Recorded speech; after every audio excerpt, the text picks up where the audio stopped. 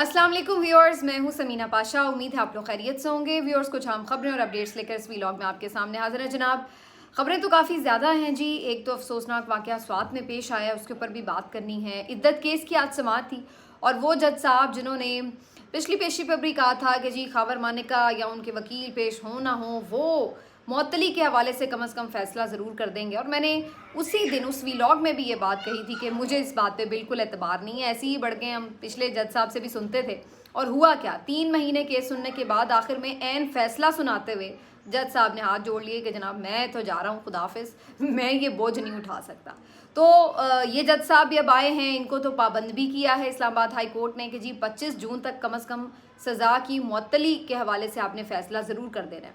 और पिछली पिछली समाअत पर उन्होंने कहा कि ईद से पहले ही कर दूंगा इसके ऊपर फ़ैसला कि सज़ा मअतल होनी है या नहीं।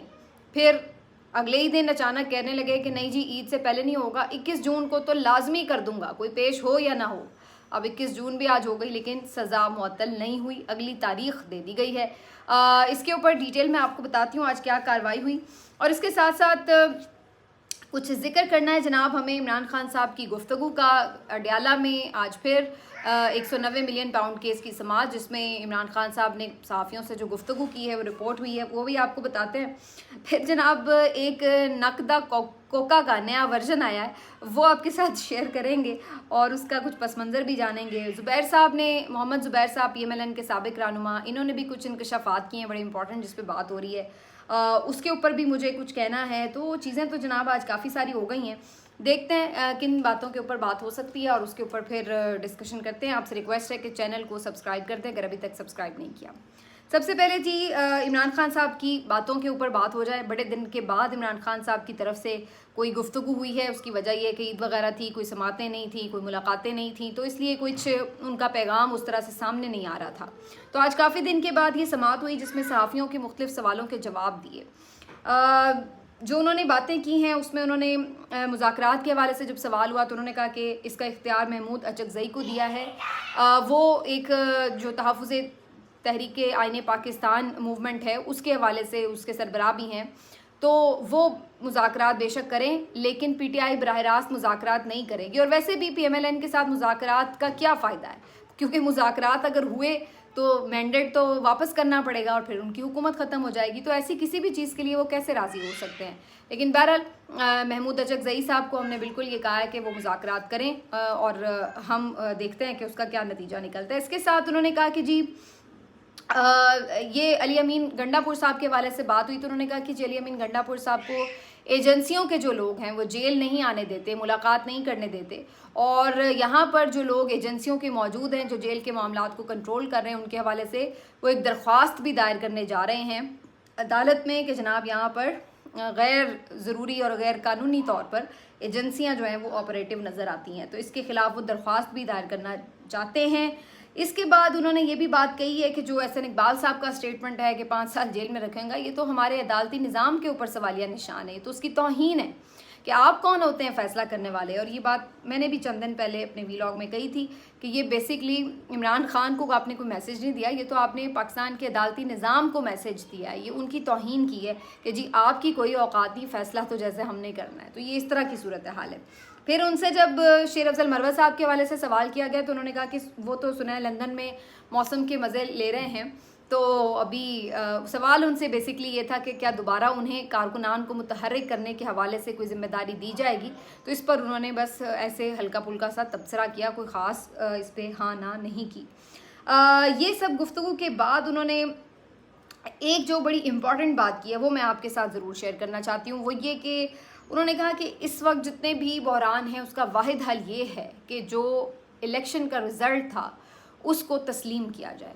अब आप सोच रहे होंगे कि इसमें कौन सी नई बात है। इसमें नई बात ये है कि बहुत से लोगों का ये ख्याल था कि शायद अब PTI आगे की तरफ देखते हुए नए इलेक्शन का मुतालबा करे। और कुछ दिन पहले आपको याद होगा कि उमर अयूब साहब ने ये बात की थी कि वो नए इलेक्शन देख रहे हैं। गालिबन काशिफ अब्बासी साहब का शो था या शायद किसी और शो में, लेकिन उनका ये कहना था कि वो नए इलेक्शन आते हुए देख रहे हैं, जबकि इमरान खान साहब नए इलेक्शन की बात नहीं कर रहे। ये बड़ा इम्पॉर्टेंट है देखना कि इमरान खान साहब की तरफ से नए इलेक्शन का कोई मुतालबा नहीं है, बल्कि वो ये कह रहे हैं कि जो 8 फरवरी का इलेक्शन है, जो उसका मैंडेट है वो सही हकदार को मिलना चाहिए। मैंडेट जो चोरी हुआ है वो वापस मिलना चाहिए। वो नए इलेक्शन का मुतालबा नहीं कर रहे।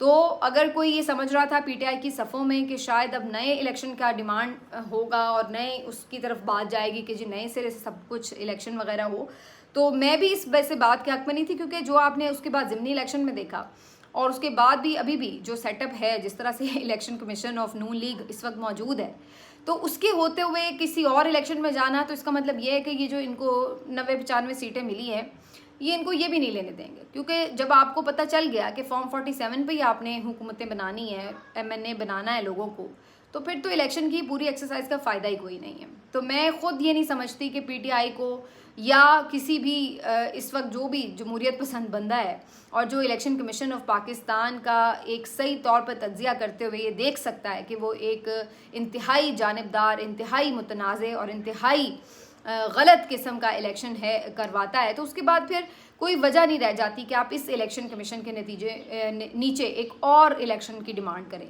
वो इससे भी गया गुजरा होगा। बल्कि पिछली दफ़ा तो इनको शायद ये शक था कि बल्ला छीन लिया है, तो इसलिए इतना प्रॉब्लम नहीं होगा, आराम से जितवा दिया जाएगा नून लीग को।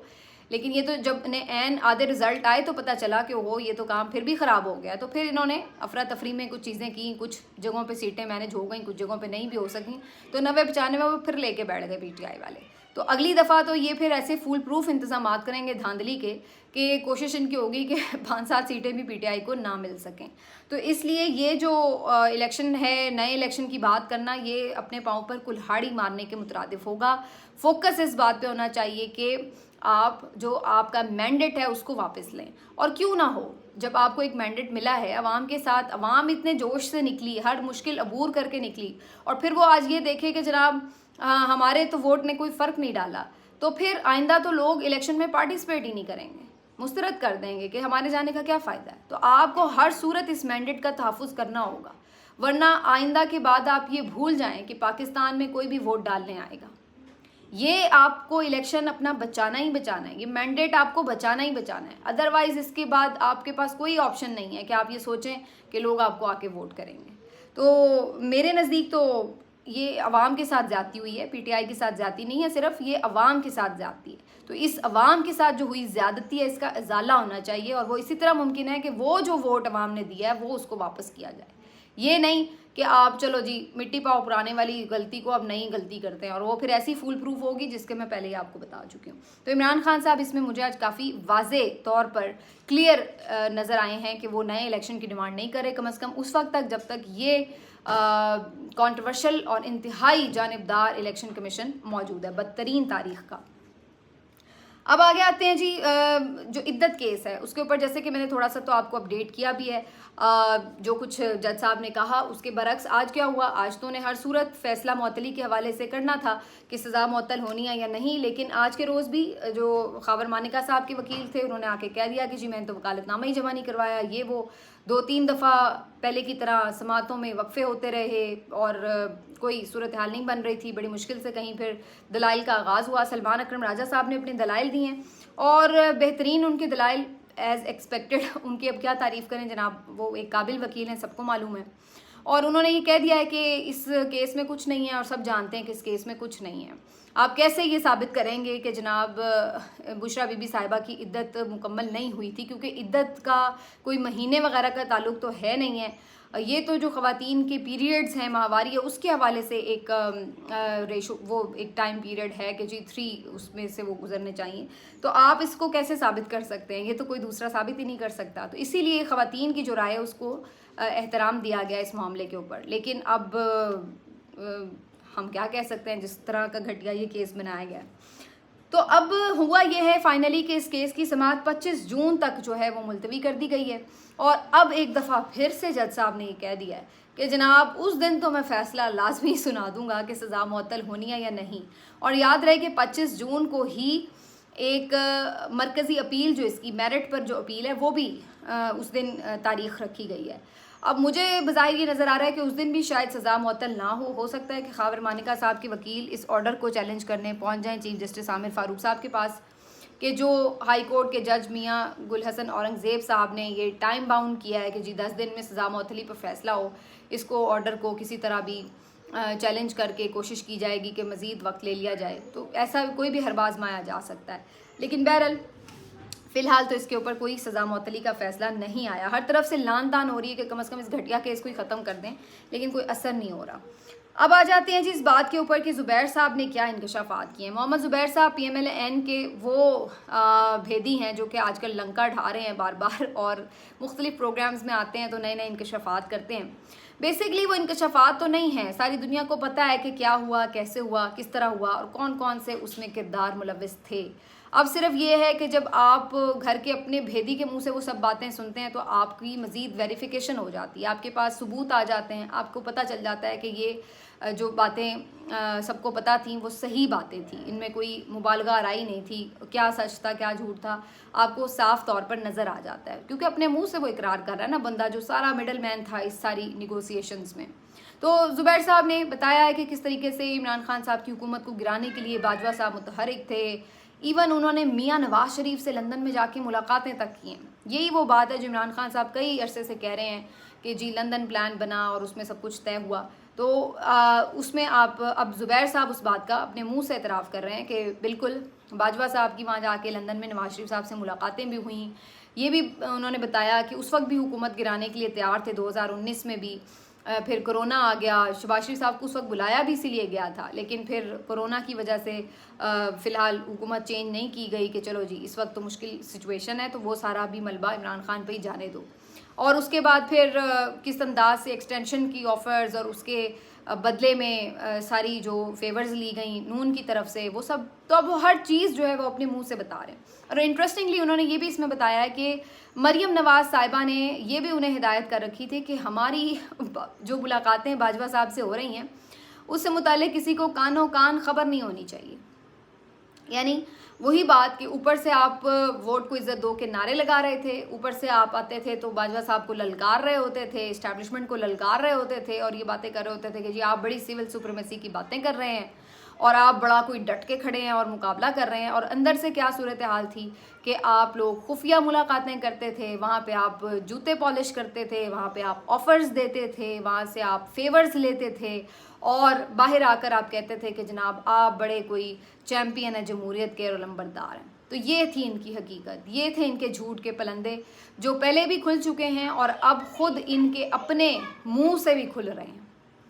और ये मुख्तलिफ लोग अब इनके आके बता रहे हैं कि ये क्या करतूतें करते रहें। तो ये है इस मौजूदा जो PMLN की लीडरशिप है, वैसे मौजूदा क्या इनकी तो शुरू से ही यही है, तो इस लीडरशिप की ये हकाइक हैं, ये इनका रियल फेस है। तो बहरहाल अब इसके ऊपर इंटरेस्टिंग है कि जी बाजवा साहब की तरफ से ये बातें आई हैं या ज़ुबैर साहब ने अगर ये बातों का इंकशाफ किया है तो अगर ये झूठे हैं तो करें ना कोई तरदीद आके। तरदीद तो कोई नहीं आती, वो जो मर्ज़ी बोलते चले जा रहे हैं, कोई आके ये नहीं कहता कि वो झूठ बोल रहे हैं। तो ये तो आके करें ना मरियम साहिबा, अगर आप में इतनी ही दलेरी है, हिम्मत है तो आके एक दफ़ा कहें तो सही कि ज़ुबैर साहब झूठ बोल रहे हैं, ऐसी कोई बात नहीं थी। आप में तो इतनी भी गट्स नहीं है कि वो आप आके सच और झूठ का फैसला ही कर सकें, कोई उसके बारे में अपनी राय ही दे सकें। तो ये सूरत हाल है। करें आप इनके ऊपर केस हद तक इज़्ज़त के, अगर आपको लगता है कि वो आपकी साख को नुकसान पहुंचा रहे हैं। तो ये है जी। इसके साथ इसका एक पहलू और भी है कि मैंने आपको कुछ दिन पहले भी ये बात कही थी कि शेख रशीद साहब का आके टेलीविजन्स पर इतने सारे लोगों को बार बार इंटरव्यू देना, एक एक बात दोहराना, और आज ज़ुबैर साहब के ये इंकशाफात और ये सब चीज़ें जो हो रही हैं इसको आप इतना लाइटली मत लें।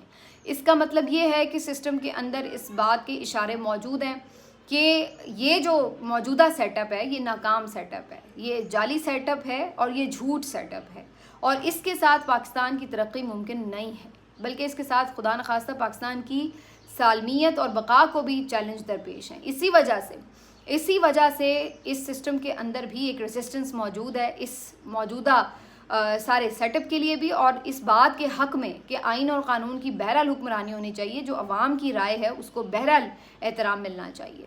तो अब देखते हैं कि इसके ऊपर फ़ाइनल हमें रिज़ल्ट कब नज़र आता है, लेकिन ऐसा नहीं है कि बिल्कुल हर चीज़ को उसी तरह एज़ इट इज़ एक्सेप्ट कर लिया गया जैसे कि मुसल्लत किया गया था। अब आ जाते हैं जिस बात के ऊपर कि मलकू की क्या कहानी है। मलकू जनाब आपको पता है बड़े मारूफ सिंगर हैं और इन्होंने इमरान खान साहब के लिए कैदी 804 वगैरह के गाने गाए और उस पर बड़े आपने देखा कि इलेक्शन में वो बड़े उनके गाने चले भी, बड़े फेमस हुए। और उसके ऊपर टिकटॉक वगैरह में भी बहुत बने और बड़ा उन्होंने उसके ऊपर ज़बरदस्त किस्म का लोगों ने रिस्पॉन्स दिया। लेकिन उसके बाद क्या होता है कि मलकू साहब की, आपको याद होगा, उस वक्त गिरफ्तारी के हवाले से भी खबरें चली थी, लापता होने की भी खबरें चली थी। खैर उन खबरों में तो पता नहीं सदाकत थी या नहीं, लेकिन मलकू साहब ने कम अज़ कम आके इन बातों की तरदीद की थी कि उनके ऊपर कोई इस तरह का दबाव नहीं है वगैरह वगैरह। लेकिन कुछ लोगों का ये कहना था, कुछ रिपोर्टर्स इस बात पे बज़िद थे कि उस वक्त भी जब उन्होंने ये गाने गाए थे तब भी मलकू के ऊपर दबाव था। अल्टीमेटली हम देखते हैं कि जी चंद दिन पहले मलकू साहब जो हैं वो अपने कॉन्सर्ट करने के सिलसिले में लंदन जाना चाहते थे, लेकिन उन्हें एयरपोर्ट पर रोक लिया गया और उनको लंदन नहीं जाने दिया गया। पता ये चला कि उनका नाम ECL में डाला गया है। अब ये एक इंतहाई शर्मनाक बात है कि आप एक सिंगर का नाम ECL में डाल रहे हैं, किस बुनियाद पर, क्या मुकदमा है उनके ऊपर जी?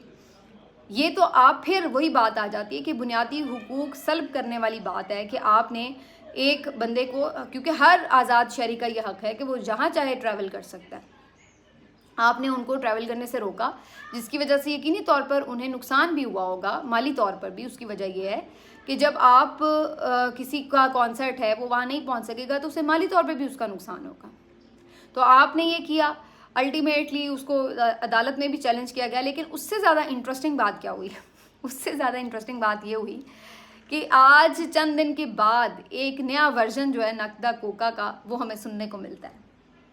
अब मतलब आप इस पर मैं कमेंट भी क्या करूं कि मतलब वो कौन लोग हैं जो इवन गाने के चंद बोल सुनने से भी खौफजदा हो जाते हैं या इरिटेट हो जाते हैं या उससे भी उनको कोई परेशानी लाहक हो जाती है।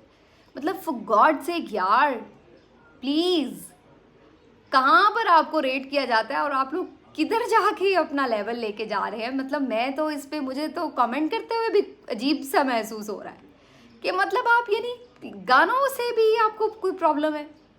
अब जी ये जो नकदा कोका साहब का नया वर्जन आया उसमें वो पाक फ़ौज की तारीफ़ें करते हुए नज़र आ रहे हैं कि पाक फ़ौज ने अपना फ़र्ज़ निभाना है, कुछ भी हो जाए पाकिस्तान बचाना है। तो ये अब उन्होंने उसका जो एक वर्जन नया लॉन्च कर दिया। अब आप मुझे बताएं कि आपके ख़्याल से उनको क्या ज़रूरत पेश आई कि अब उन्होंने ये नया वर्जन जो उसका लॉन्च किया। देखिए, आप अंदाज़ा लगाएं कि सूरत हाल क्या है इस मुल्क में। लेकिन वी जस्ट होप कि अब कम से कम उनका नाम ECL से निकल जाए और जहाँ कहीं वो जाके दुनिया में कॉन्सर्ट करना चाहते हैं वो कर सकें। ये सूरत हाल है कि ये लोग इस तरह के बेचारे फ़नकारों से भी खौफज़दा हैं या उनके गानों से भी इन्हें तकलीफ़ है कि उनको भी मजबूरन दूसरे गाने गाने पड़ रहे हैं कि चलो इस मुसीबतों से जान छूटे। ये सूरत हाल है।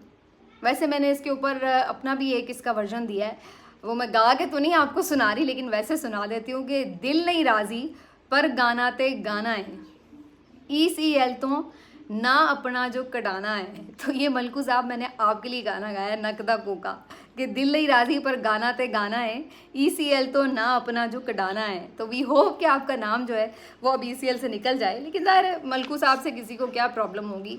असल बात तो ये है कि हम कहाँ पर ले आए हैं इस मुल्क को कि कोई फ़नकार आज़ादाना अपनी फ़नकारी भी नहीं दिखा सकता, अपने आज़ादाना सलाहियतों का इस्तेमाल भी नहीं कर सकता। गाने भी अब लोगों के मिजाज और मूड और मर्ज़ी के मुताबिक गाए जाएंगे। वो नज़म है ना बड़ी मशहूर, किसी का हुक्म है। तो अब ये किसी का हुक्म है कि गाना भी हमारी मर्ज़ी का गाया जाए, ठीक है, सिर्फ हमारी मदह सराई की जाए, सिर्फ हमारे लिए गाने गाए जाएं, बस ये अब किसी का हुक्म है ताज़ा।